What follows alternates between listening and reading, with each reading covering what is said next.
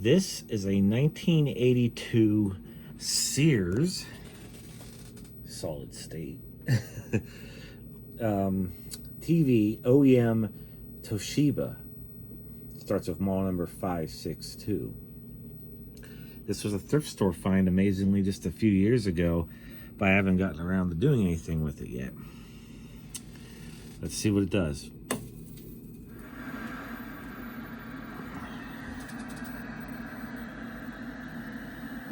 Whoa.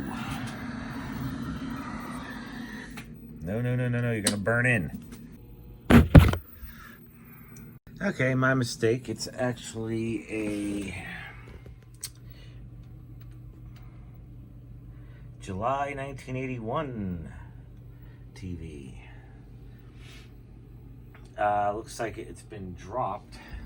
It has some damage in the cabinet there and some damage at the bottom. Also has one of those huge shields around the CRT. Something I've never had one of these apart.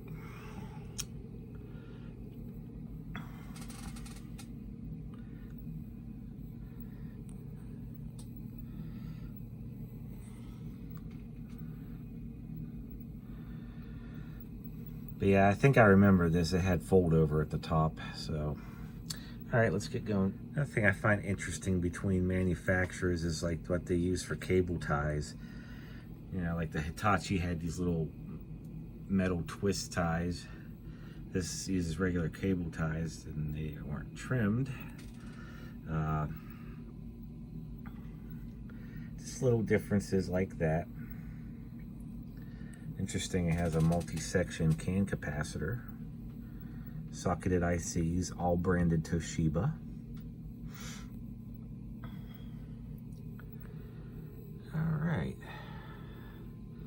Well, I'm gonna start disassembly. So I was reviewing the footage and it turns out I forgot to record the second part after discovering the no vertical. Powering it on again, the vertical very slowly filled the screen and didn't quite fill the screen, had fold over on the top. Immediately knew it was a cap. This is fluctuating between 6.7 to 6.9. It's supposed to be a 10 microfarad.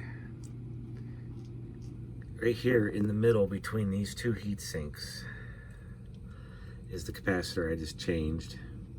So more likely to heat over the decades, just did it in.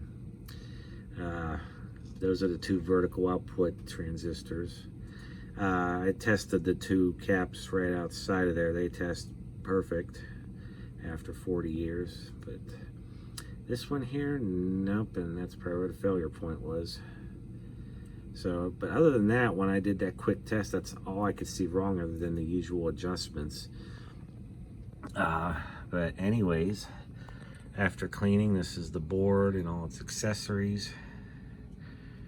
I still have to work on the TV. It's pretty or the CRT and such. The main cabinet's still pretty nasty. All right, we're in the process of reassembling the TV, and I'm currently deoxidizing everything. Just wanted to show what the front of the tuner looks like. Two neon lamps there, two neon lamps there. That's how it shows the UHF station. And interesting, when you press this in to do fine tuning, it engages that gear right there.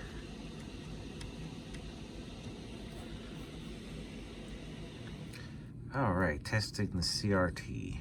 6.3 volt heater, 132 volt bias, no G1 shorts, no heater to cathode shorts. I suspect this may be a high hour set. Oh, no, we got a good cutoff. I mean, it's definitely a high hour set, but it went right into cutoff.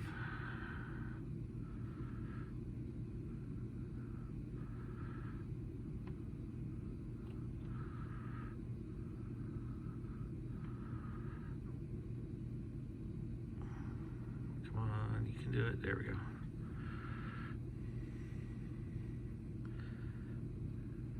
Just let it stabilize for a second.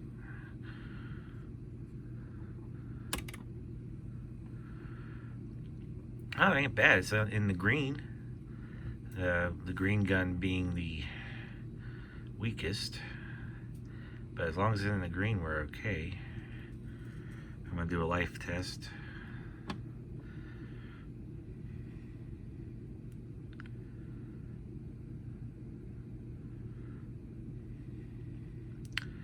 Oh, it does dip into the red, but it definitely is a high hour set. But that ain't bad. I mean, as long as when it's at normal heater voltage, as long as it's in the green, you're okay.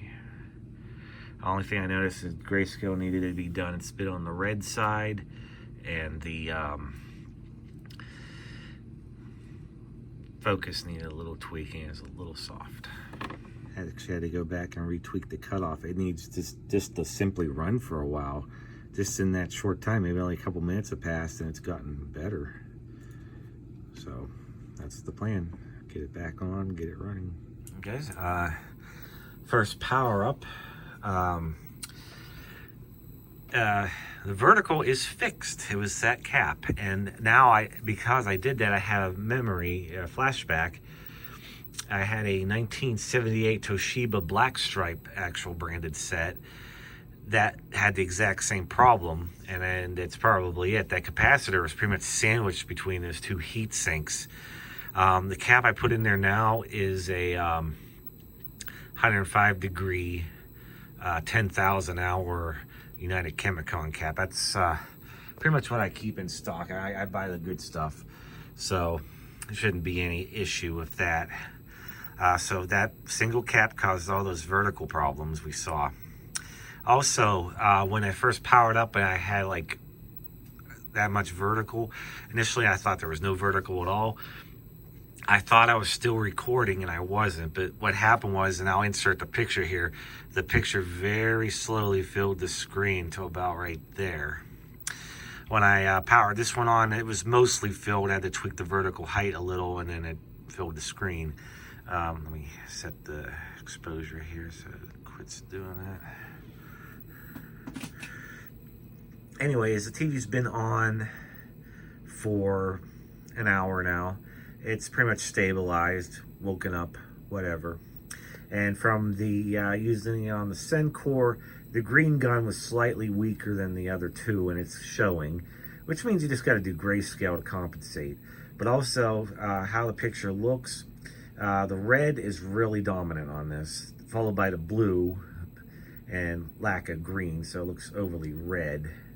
It's kind of how it was when I first powered it on. Pulling the automatic color control, since it's a Sears solid state. I'm still not on, there we go. Solid state. I always thought this Sears was funny for saying solid state all the way up to like the mid 80s on stuff, but the sub color definitely needs tweaked. It's kind of pale. And I don't know if it's sub bright or it might be a sub tint, I don't know, but anyhow, we're going to precisely adjust all that in a minute. The light sensor does work. And now that these windows are clean, this is all nice and sharp looking. Also that coolness right there. I'll demonstrate that once it's together. Tuner is nice and clean now. That was the other major problem. No scratchy controls. I cannot wait any longer.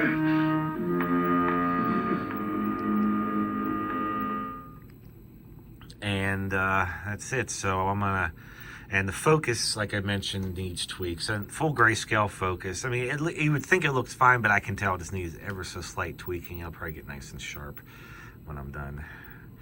So I'm gonna go ahead and get my pattern generator hooked up, and we're gonna do some adjustments. Yeah, it looks pretty good. I just need to adjust the vertical height maybe a little more to make everything even. I'll show that in a minute. This is what the chassis looks like, all cleaned up.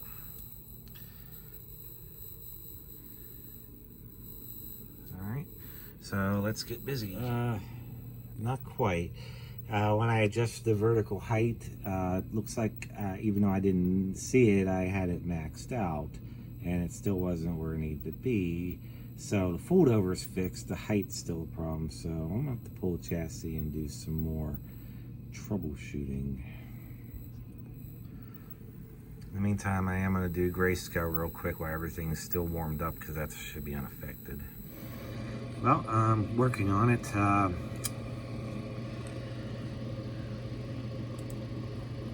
Don't currently have a schematic for the TV yet, but I looked up the one chip in here, and I'm just checking everything in this section related to the vertical oscillator and output. We know the problem is we don't have enough height. Let's see, height control inputs on pin 29. Pin 28, there's a capacitor, a ramp capacitor there. And it's supposed to be a 2.2. It's close, but there's an issue. It says 2.73. ESR is good. But that said, you can take into account the maximum tolerance of a 20% cap, 2.64, and it's just over, and who knows how it's behaving in circuit. So that could be yet another problem. It's probably a cascading problem. I'm gonna have to keep testing downstream till we make it to the yoke for what this is doing. You know, the initial problem was obviously that cap in the between the two heat sinks, because once that was changed, it didn't do that goofy thing where I had no deflection and it expanded. That went away completely, but now we're lacking height. So just one thing at a time. I mean, after I, you know, check that, then we're gonna go downstream here and chase this all the way to the yoke and see what happens. Yeah, the ESR is definitely good. It's a 50 volt cap, and I was only reading, what did I read? 1.93, but yeah, it's out of tolerance, so we're just gonna change it. Right. So now we're gonna go ahead and give this thing another try. And if not, we'll just troubleshoot from there further. Just ignore what the picture looks like. I was in the middle of doing grayscale when I stopped. But yep, that other cap was it. Now my vertical height control is pretty much right in the middle, and I have plenty of room to make it bigger or whatever. So yeah, just two caps failed in the vertical circuit. Excellent. That was another easy fix. Yep. Perfect. Now I got it to fill the screen properly. So yep, bad caps. Perfect squares on crosshatch. Excellent. Excellent. And now I just got done working the sub color and sub tint for the one button color control. And now it has good color. Let's put the contrast up a bit. Let me turn it on. You get the idea. And it's now consistent the way I like it. That's really it for adjustments. Not much to this set, so we're gonna be putting it back together. So before putting the cover back on, I gotta do some cabinet repair.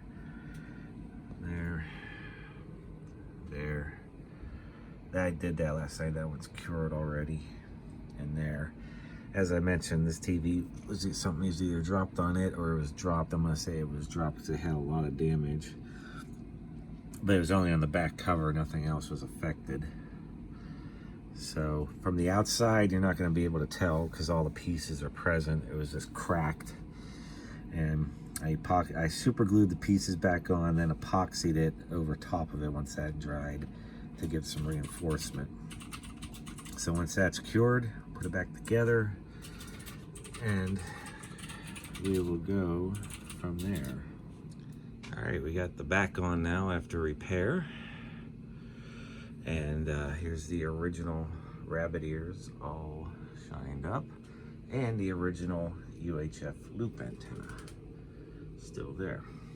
Unfortunately, it still has the obligatory early 80s white paint spots on it. And I don't know what paint this is, but it ain't coming off. I've tried my usual methods that always take it off, and it's on there good. I don't want to damage the plastic if I go any stronger. So luckily it's just in the back. But yeah, other than that, it's shined up nice. Here's the nameplate information. Assembled in USA. Sears. This is actually my first Sears Toshiba set too. The Sanyo version seemed to be a lot more common. Now for this next part, I forgot to describe what happened. It took maybe an hour and a half to recap this whole thing. So that's what this next clip is about. Well, here's the board, all recapped.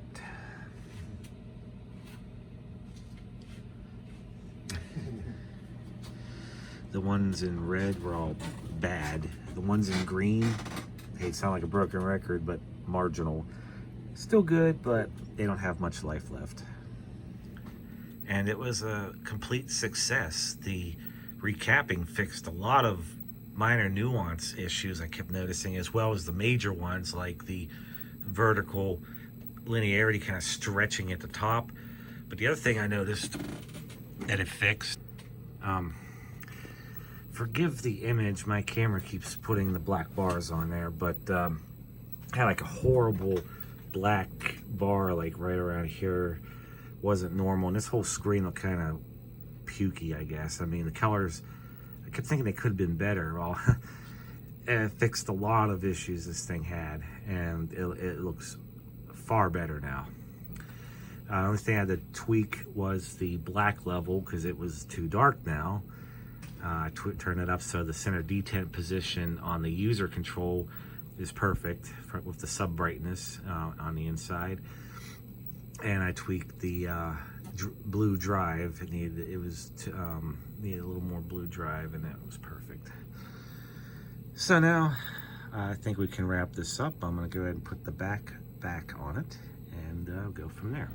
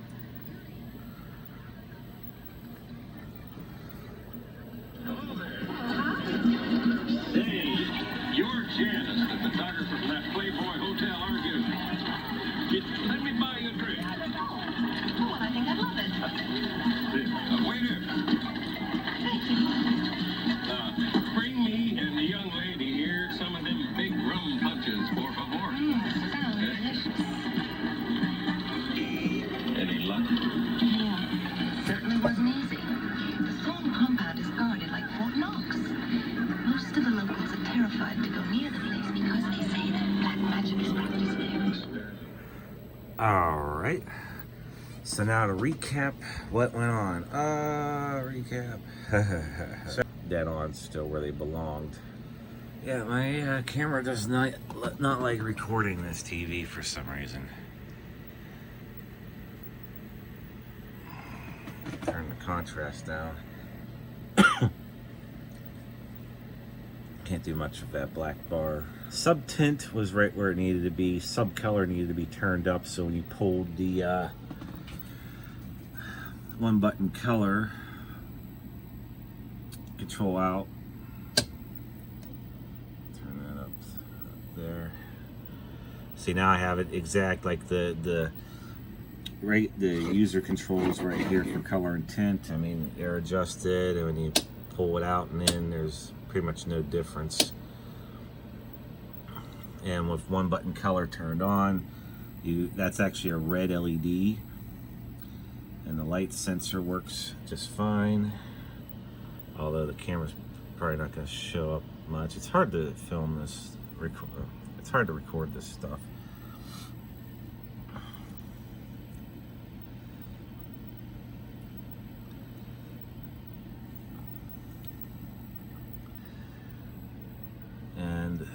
course, you go to UHF, you get that. And one of the reasons I also had to take it back apart, the mechanism for that needed to be lubricated. Once it got to the end of like 18, 19, and when I go to the next tens digit, it froze up because the tens digit wasn't turning. See, now it works just fine. It uses neon lamps, which looks really cool. And I watched a TV recently on Jordan Pierce's channel from 1973 that had pretty much the same UHF type indicator. Another thing that always amused me about Sears sets is, this is well beyond when sets went fully solid state. It still says solid state.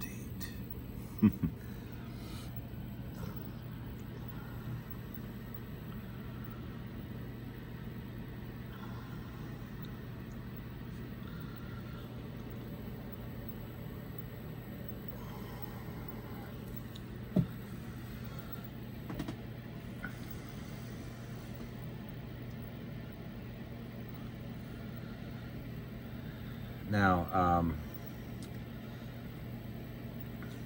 this is from 1981, and this is still up to what I collect. And this is a personal opinion at my point. Although I'll say universally accepted, black plastic crap and silver plastic crap is deemed junk. This is neither. This is right before that era, where TVs. This has pretty much would be a jungle IC in it for most of the TV functions, but it still has a large circuit board, a lot of character to it, still well built, lots of chrome knobs and brushed aluminum and lights on it, and good performance. Once you cross the mid 80s, which is my cutoff point, the majority of TVs just were single generic circuit boards that were used all the way up until the end. Prime example, my first TV, which I still have, my 1990 Sears it's actually a 20-inch Radio TV Phono-Nut did a video on an early 2000s Sanyo, and even though it was like a 12, 13 year difference, it still had almost the identical circuit board in there. And there's pretty much nothing on that circuit board. And the TV itself is just black squares, nothing really interesting about it. Performance is mediocre, etc. Like this TV here, still has, well, let me put it this way. Let me see. The colors are very rich and deep, and has good contrast, and it just looks good overall. Oh, and the other thing I was going to mention is, since it's from the early 80s, it still has a lot of carryover stuff from the 70s. But also, how the use of, the mixed things like an LED and neon lamps. So, and the neon lamps, this looks so cool.